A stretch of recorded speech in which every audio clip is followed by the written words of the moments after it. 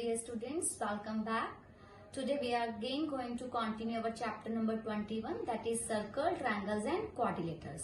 In the previous video we have discussed about the circle and all the terms related to circle. Now today we are going to discuss about the triangles and also the classification of triangles on the basis of angles as well as sides.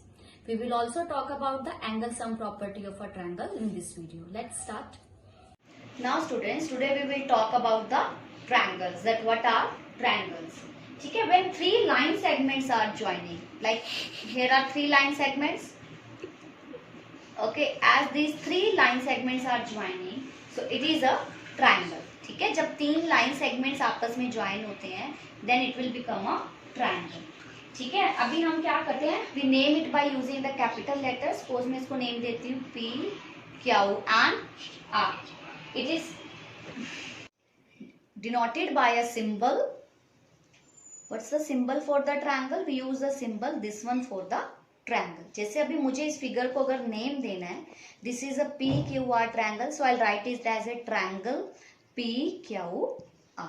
Okay, this is the way you give the name to a triangle. ठीक है student, जब हम तीन line segments आपस में join करते हैं, so it is a triangle and we name it using the capital letters like P, Q and R.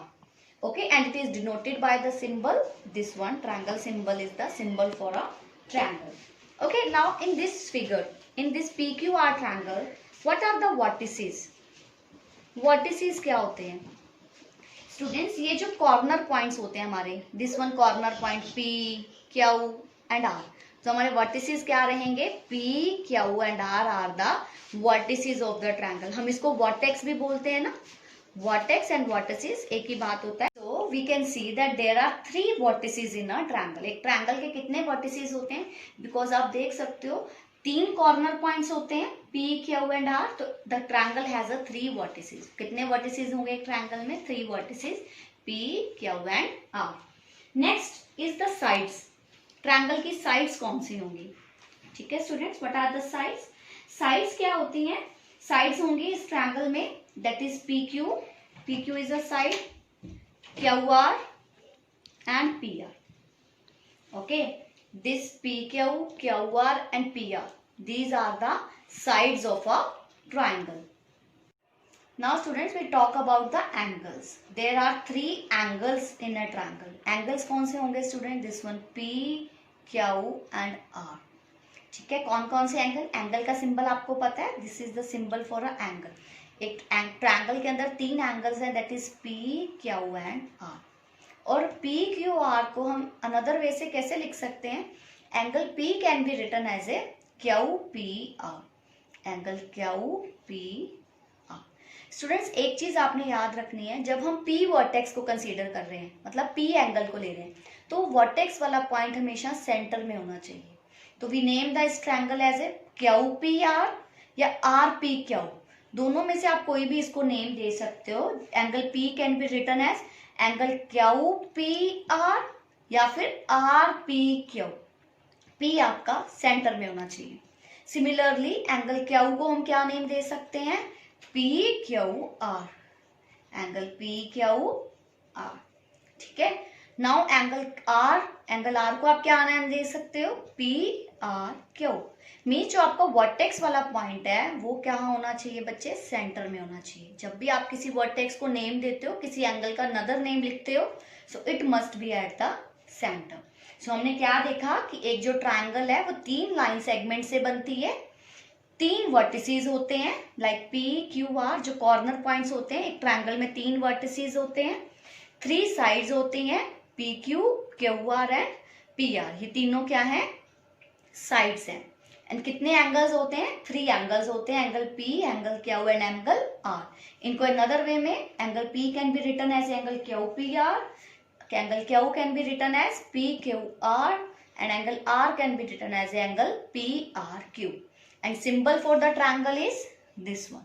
This is the symbol for a triangle and this is the symbol of a angle.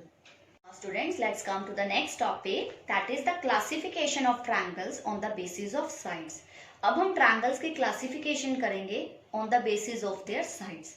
So there are three types of the classification. First one is equilateral triangle, second one isosceles triangle, third one is scalar triangle. So let's talk about first the equilateral triangle. Okay, we classify the triangles on the basis of their length of their sides. Okay, like I have a triangle, this one PQR. Okay, the name of this triangle is PQ and R. Okay, a triangle in which all the three sides are equal means जो इसमें तीनों sides हैं, that is PQ, that is equals to QR equals to PR. ऐसी triangle जिसकी तीनों sides equal होंगी length में, when you measure the length of the triangle, इनकी तीनों साइड्स की अगर लेंथ इक्वल होगी तो this type of a triangle is an equilateral triangle. So how you write it as that triangles, write the symbol of triangle. Triangle PQR is an equilateral triangle. ठीक है, ऐसे triangle जिसकी तीनों sides equal होंगी, equi means equal, तीनों sides equal होंगी, that type of a triangle is equilateral triangle. Next type is isosceles triangle. Okay, next is isosceles triangle. Students, अब इस टाइप की कोई आपके पास ट्रायंगल आ जाती है, ठीक है, जिसकी कोई दो साइड्स आपस में इक्वल होती है. Suppose I name this triangle as A B and C. इसकी दो साइड्स तो आपस में इक्वल है. Suppose the side A B is equals to A C. A B और ए सी ये दो साइड्स तो आपस में इक्वल हैं, but it is not equal to the side B C. जब आपके ऐसी ट्रायंगल जिसकी दो साइड्स आपस में इक्वल होंगी तो इस टाइप के ट्रायंगल को आप क्या बोलोगे? Isosceles triangle. और ये दो साइड्स तो आपस में इक्वल है, but they are not equal to the B C.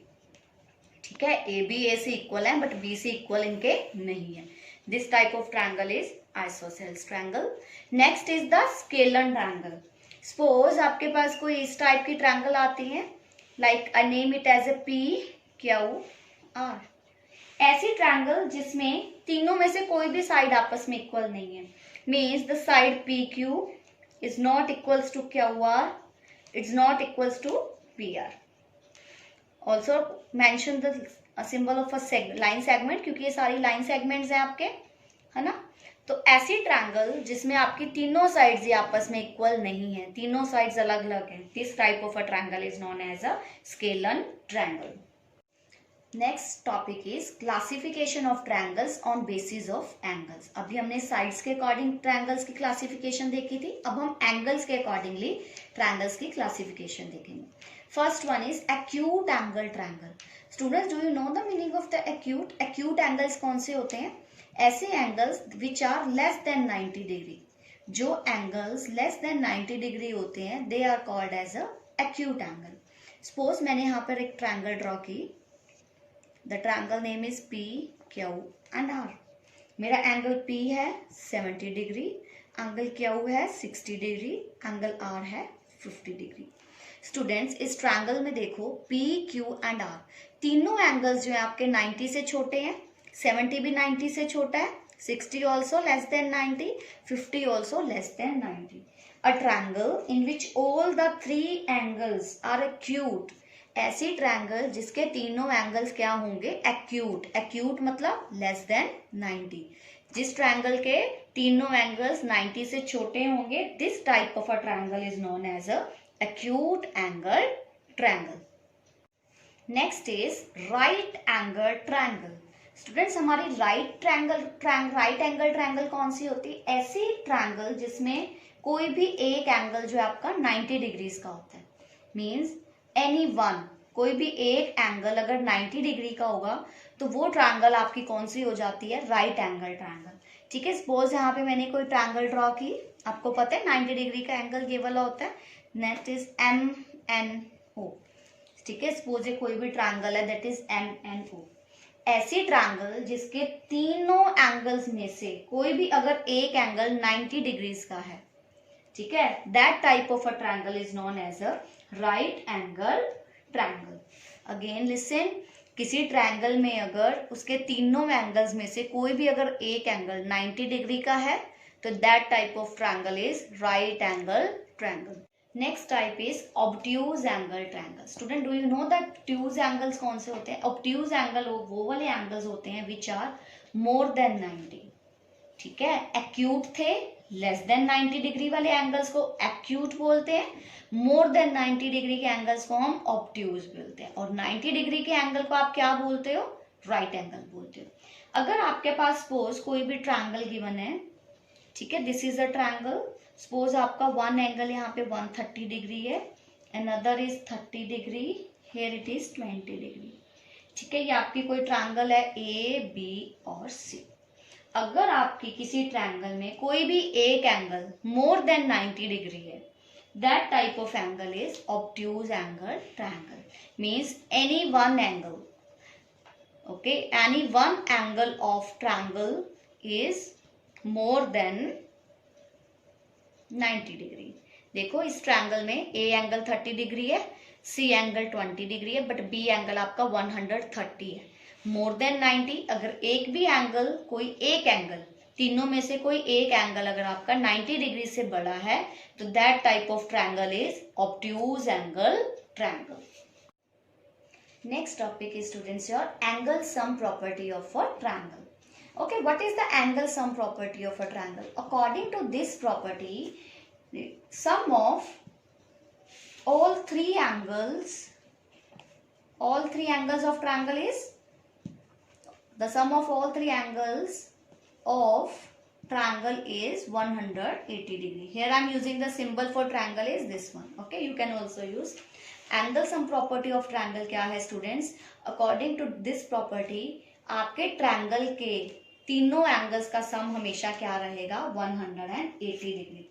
Suppose here is a triangle, ये आपके पास कोई ट्रायंगल है, इसके तीन एंगल्स, एंगल 1, एंगल 2 और angle 3। According to this property आपकी angle 1 plus angle 2 plus angle 3, this will be always equals to the 180 degree. ठीक है, इसमें आपको हमेशा क्वेश्चंस आएंगे इस टाइप के, जैसे सपोज मैंने आपको ये ट्रायंगल दी, I give this triangle as a 60 degree, this is a 30 degree, और मैं आपसे पूछूंगी कि थर्ड वाला एंगल फाइंड आउट करो। आपको दो एंगल्स पता है, एंगल 1 और 2 ये पता है, आप थर्ड एंगल फाइंड आउट कर सकते हो, क्योंकि हमें पता है कि तीनों एंगल्स का सम इक्वल्स टू 180 डिग्री होता है। यहीं पे सेम इस क्वेश्चन को फिल करके देखो, एंगल 1 को हम 60 ले लेते हैं, एंगल 2 को हम 30 डिग्री ले लेते हैं, प्लस एंगल 3 हमें फाइंड आउट करना है, and we know the sum of these angles is equal to 180 degree. So 60 plus 30 is 90 degree, plus angle 3 is equals to 180 degree. तो हमारा एंगल 3 क्या आ जाएगा students? 180 degree minus 90 degree, that will be a 90 degree angle. Okay, in this way do the problem solvings of this angle sum property of a triangle.